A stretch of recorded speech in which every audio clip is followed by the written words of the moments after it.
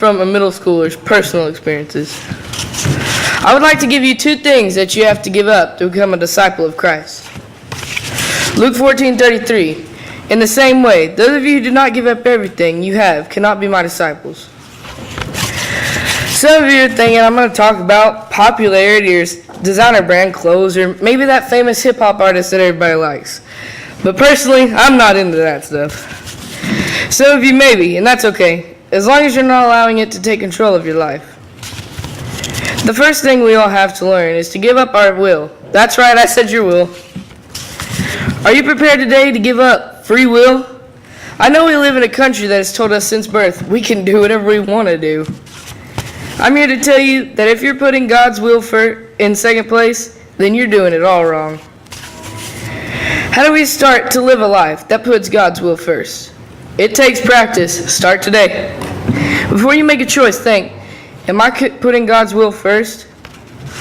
The next thing we have to put into practice is giving up our life for Him. I've asked you already to give up your will. Now I'm asking you to give up your life. Calm down, Matt. I see you getting jumpy right there. We're all here to be a servant of God. Turn to Exodus 21:6. Then his master must take him before the judges. He shall take him to the door or the doorpost and pierce his ear with an awl. Then he will be his servant for life. The marking of the slave is as baptism to believers. If you have made the decision to be baptized, you've made the decision to be a slave for life. Being a servant takes your life and your will and puts them in second place. I know it's hard. I struggle with it too. As a middle schooler, there are several things that can distract me from doing God's will. For me, personally, I struggle with attending church during the hunting season. When I'm in the woods or sitting in a blind, I feel God's presence. If you're a hunter, you know what I'm talking about. Because of that feeling, I justify being there instead of church is okay.